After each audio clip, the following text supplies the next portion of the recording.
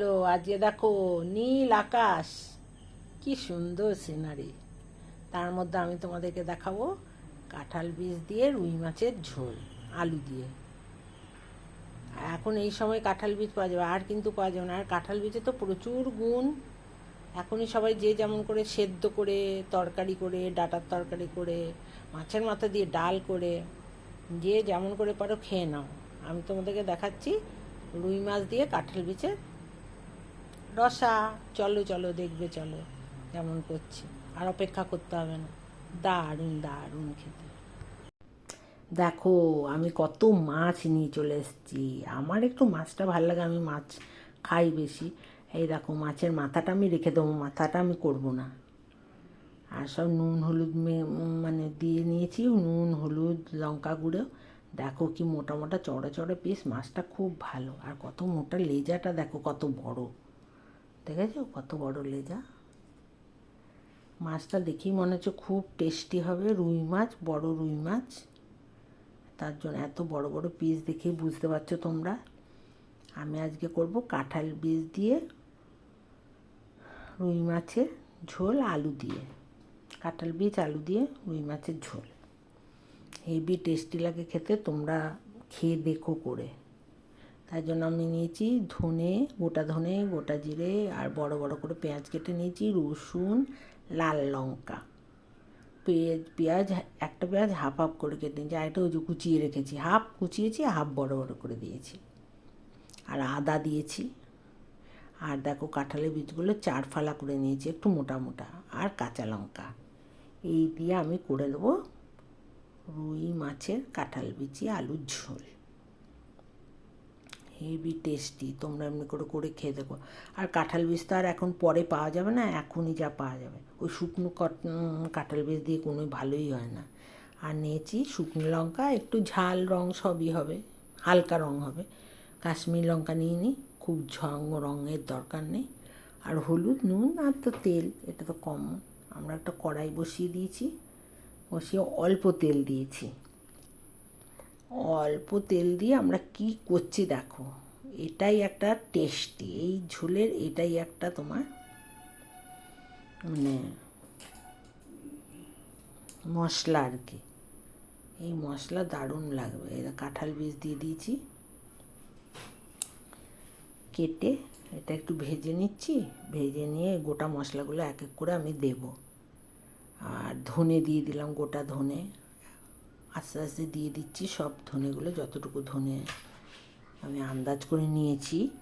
যেমন রান্না তেমন, আমার তো দু 4 পিস মাছ, তাই আমার একটু কম মশলা লাগছে। যাদের অনেক মাছ করবে তারা বেশি দেবে। আর কাঁঠাল বীজ তো সবসময় পাওয়া যায় না, এই যখন পাওয়া যাবে তখন এটা খাওয়া। আমি তোমাদের কাঁঠাল বীজের ডালও দেখিয়েছি, দারুণ লেগেছিলো, দারুণ ডালটা হয়েছিল। আর জিরেও দিয়ে দিলাম, গোটা ধনে গোটা জিরে সব দিয়ে দিলাম। আর কাঁঠালের বীজটাও দিয়ে দিলাম, কাঁঠালের বীজটাও ভাজা হচ্ছে, ওগুলো ভাজা হচ্ছে। অল্প কাঁঠালের বীজ দিয়েছি। আর রসুন দিয়ে দিলাম কয়েক কোয়া, কারণ কাঁঠালের বীজ দিলেই ঝোলটা অটোমেটিক একটু গাঢ় হয়ে যাবে। আর লাল লঙ্কা দিয়ে দিলাম 2টো, আর কাঁচা লঙ্কাও দেবো, তার জন্য বেশি লাল লঙ্কা দিয়ে অনেক ঝাল করার কোনো দরকার নেই। অনেক গাঢ় অনেক ঝাল করার কোনো দরকার নেই, যেমন আর যত বেশি তত মশলা বেশি হবে, তাই আমার খুব অল্প অল্প মশলা। খুব পাতলা হবে না, তাও দেখবে কাঁঠাল বীজ আছে না। আদা দিয়ে দিলাম, আদা। আর একটু পেঁয়াজ দিয়ে দেবো, পেঁয়াজ দিয়ে দিলাম। দিয়ে আমি এটাকে সুন্দর করে ভেজে নেব। যত সুন্দর ভাজা হবে না, তত এটা টেস্ট ভালো হবে। আমরা তো নর্মাল মাছের ঝোল করি, এটা একটু নর্মালের থেকে একটু আলাদা। মশলাটাকে আমি ভালো করে ভেজে নেবো, নেড়ে নেড়ে। দেখো এমনি করে তোমরা মশলা ভেজে তো করো না মাছের ঝোল, এটাই এটার একটু আলাদা টেস্ট।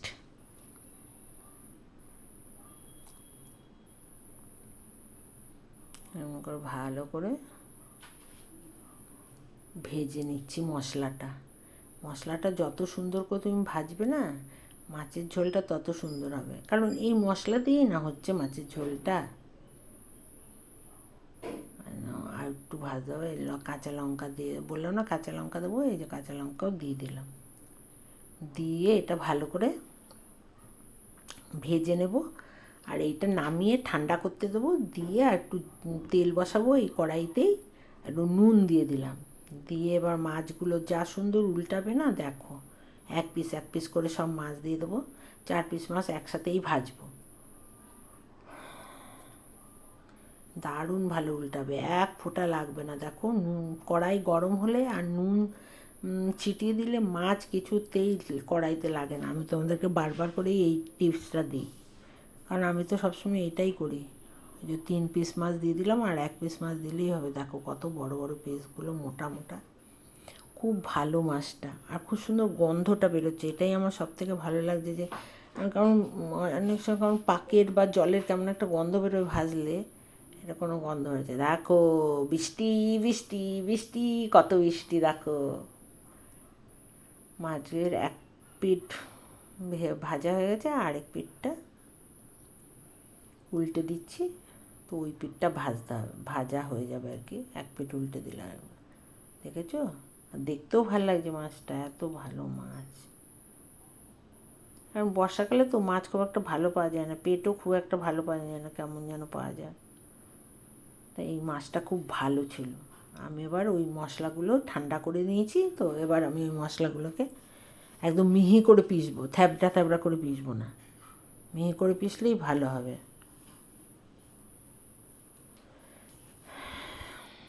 দেখো এমনি করে কি মাছের ঝোল করা হয়? মাছের ঝোল তো এমনি করে করা হয় না। জিরে ধনে গুঁড়ো দিয়ে আমরা মাছের ঝোল করি, পেঁয়াজ দিয়ে, যে যেমন করে করে। কিন্তু আগে মশলা ভেজে কেউ এরকম করে না। মাছটা উল্টে দিয়েছিলাম, এবার আমার মাছটা গোটাটাই ভাজা হয়ে গেল। আবার মাছটা এক এক করে তুলে নেব তেল থেকে। দেখো তেল থেকে তুলে নেওয়ার পর কতটুকুনি তেল থাকলো, এই তেলেই কিন্তু আমি রান্না করে দেবো। আমি আর বেশি তেল দেবো না।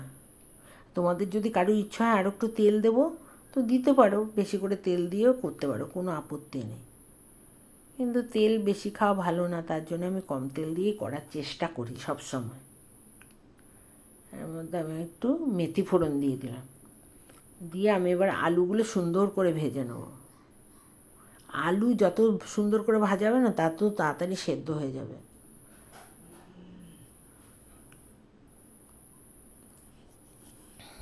আলুটাকে আমি ভালো করে ভেজে নেব। এরকম করে মাছ করে খেয়ে দেখবে, দারুণ লাগে মাছ। আর ওই মোটা মোটা করে পেঁয়াজ কেটে রেখেছি না, দেখো কত মোটা করে কেটেছি, আর ওগুলো দিয়ে দেবো। এগুলো খাওয়ার সময় যখন ভাতের মুখে পড়বে না, তখন খুব ভাল লাগে খেতে। তার জন্য আমি মাছের ঝোলে একটু মোটা করে পেঁয়াজ দিই সবসময়। বেশ আধা সিদ্ধ হবে, খুব ভালো লাগবে। আর কাঁঠালের বীজগুলো দিয়ে দিলাম, সাথে রসুন 2-4 কোয়া যা আছে সবই দিয়ে দিলাম। এই কাঁঠালের বীজগুলো এত ভালো যে তোমার ভাজতে ভাজতেই মানে সেদ্ধ হয়ে যাবে। অনেকক্ষণ আলাদা করে প্রেশারে সিটি দিয়ে তোমাকে ভাজতে হবে না। যদি কাঁঠালের বীজের ডাল করলে তখনই প্রেশারে সিটি দিয়ে একটু গালা গালা ডাল যেমন হয় তেমন করতে হবে। আর নাহলে জলের মধ্যে দিয়ে অনেক টাইম লাগে সেদ্ধ করতে। আর এইটা দেখো একটু টাইম লাগে না, এটা ভাজা হবে। এই মাছের ঝোল যেমন করে করছি তার মধ্যেই ভাজা হয়ে যাবে, সেদ্ধ হয়ে যাবে এই কাঁঠালের বীজটা। এখন তাজা তাজা তো, তাই খুব ভালো হচ্ছে। শুকিয়ে গেলে আর অতটা ভালো হবে না। হলুদ দিয়ে দিলাম আন্দাজ মতো, ওই শুকনো লঙ্কার গুঁড়ো দিয়ে দিলাম। দিয়ে একটু ভেজে আর ওই বাটা মশলাটা এরপরে দিয়ে দেবো। একটু ভাজা হয়ে গেল, সুন্দর ভাজা হয়ে গেল। এবার এই বাটা মশলাটা দিয়ে দিলাম। এই মশলাতেই তো আসল টেস্ট। মশলাটা আলাদা করে ভেজে নিয়েছি, তাই অনেক গ্যাস গ্যাস করে ভাজতে হবে না, খানিকটা ভাজলেই হয়ে যাবে। কারণ আলাদা করে তো প্রথমে ভাজাই আছে। মশলাটা মিক্সিটা ধুয়ে মশলা জল দিয়ে দিলাম, নাহলে মিক্সিতে অনেক মশলা থেকে যায়, নষ্ট হয় মশলা। ধুয়ে দিয়ে দিলাম। আর একটু লঙ্কা দিলাম, আর একটু ঝাল আর রং হবে বলে। এটা কিন্তু ঝাল লঙ্কার গুঁড়োই দিচ্ছি। দিয়ে দেখো অল্প ভাজতে না ভাজতেই মোটামুটি হয়ে যাচ্ছে। অনেক ভাজতে হবে না, ওই যে মশলার মিক্সি ধুয়ে যে জলটা দিলাম সেই জলটা টানার অপেক্ষায়, তাহলেই মশলা ভাজা হয়ে যাবে। এত মশলাটা আগে থেকে ভেজে নেওয়াতে এত সুবিধা আর কি। দেখো, দেখেছো মশলা ভাজা হয়ে গেল, পট করে মশলা ভাজা হয়ে যাচ্ছে। এইরকম করে মশলাটা আগে থেকে ভেজে রাখলে, আর মনে হয় এমনি করে জিরে ধনে ভেজে পেঁয়াজ ভেজে নর্মাল মাছের ঝোল করলেও ভালো হবে, কাঁঠালের বীজ ছাড়া। আর জল দিয়ে দিলাম, আলুটা সেদ্ধ হতে যতক্ষণ আর যতটা ঝোল লাগবে সেই অনুপাতে দিতে হবে, কারণ আলুটা ভালো করে ভাজা হচ্ছে, আমার মনে হয় না বেশি টাইম লাগবে আলুটা সেদ্ধ হতে। ফুটে উঠলো, আমি এবার একটা একটা করে সব মাছ দিয়ে দেবো। মাছগুলো তো সেদ্ধ হওয়ার দরকার, হ্যাঁ মাছগুলো একটু মোটা মোটা তো, তাই সেদ্ধ হতে একটু টাইম লাগবে, অল্পই টাইম লাগবে, বেশি টাইম লাগবে না। দেখো মশলাটা ভাজা আছে বলে কি তাড়াতাড়ি মশলা কষানো হয়ে গেল বলো।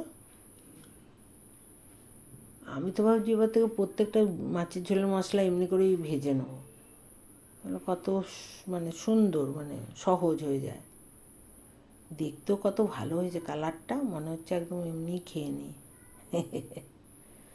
এটা ভাত দিয়ে খুব ভাল লাগে, তোমরা একবার করে এমনি করে খেয়ে দেখো। আর বেশি দিন তো নেই, এই আর কদিন বাদেই কাঁঠাল বীজ সব কিছু চলে যাবে, এখনই যা খাওয়ার খেয়ে নিতে হবে। কাঁঠাল বীজের ডাল, কাঁঠাল বীজের ভাজাও খুব ভাল লাগে। আর বালিতে দিয়ে ভাজলে কাঁঠাল বীজ তাও খুব ভাল লাগে, কি মিষ্টি লাগে। আর কাঁঠাল বীজে তো প্রচুর উপকারিতা আছে, তোমরা তো জানোই, প্রচুর প্রচুর ভুরি ভুরি উপকারিতা। এতে প্রোটিনও অনেক বেশি আছে, কাঁঠালের থেকে কাঁঠাল বীজের প্রোটিন বেশি, 2.5 গ্রাম প্রোটিন 100 গ্রামে কাঁঠালের। আর এটা কাঁঠাল বীজে প্রায় 9 গ্রাম। এই দেখো লাস্টে আরেকটা টুইস্ট হলো মৌরি গুঁড়ো, এইটা হচ্ছে আরেকটা টুইস্ট, এটা দিলেও খুব সুন্দর গন্ধ ওঠে। কাঁচা মৌরি, ভাজা মৌরি গুঁড়ো নয় কিন্তু, কাঁচা মৌরি গুঁড়ো দিয়ে দিলাম। এবার ঢেকে রাখবো, বেশিক্ষণ ফোটাবো না, তাহলে গন্ধটা চলে যাবে। এইবার আমরা পরিবেশন করে ফেললাম। দেখো উফ, কি সুন্দর দেখতে হয়েছে, দেখো দারুণ দারুণ দারুণ হয়েছে কালারটা। দেখো কাঁঠালের বীজটা কত সুন্দর গলে গেছে, দেখেছো, খেতেও খুব টেস্টি। তোমরা এইভাবে করে খেয়ে দেখো। এই দেখো মোটা মোটা পেঁয়াজগুলো, কাঁঠালের বীজ সবই আছে, গলেনি কিছুই। তোমরা এইভাবে করে খেয়ে দেখো কেমন সুন্দর হয়, দারুণ হয়েছে আমার, দারুণ, কি সুন্দর গন্ধ বেরোচ্ছে, খেতেও হেভি টেস্ট। তোমরা এইভাবে করে দেখো আর আমাকে জানিও তোমাদের কেমন লাগলো। আর এর তো সবসময় পাওয়া যায় না, এর এত গুণ কাঁঠাল বীজের। এখন একটু রান্না করে ভাজা করে তোমরা খেয়ে নিও, শরীরের পক্ষে খুব ভালো কাঁঠাল বীজ। আর গাদা গাদা খাবে না, অল্পর উপর খাবে। সিজনে সব জিনিসই খেতে হয়, গাদা গাদা করে না, অল্পর উপর। হেভি দেখতে লাগছে, দেখো চোখ ঝলসে যাচ্ছে, এত সুন্দর। ভাত দিয়ে খেতে এটা সব থেকে ভালো, ভাতের সাথেই এটা যায়, অন্য কিছুর সাথে এত যায় না। আর আমরা তো মাছে ভাতে বাঙালি, আমরা হচ্ছে বাঙালি, মাছ ভাত আমাদের প্রিয়। আর এইটাও অনেক প্রিয়, সবসময় তো একঘেয়ের থেকে একটু আলাদা। তোমরা এমনি করে খাবে আর আমাকে বলবে।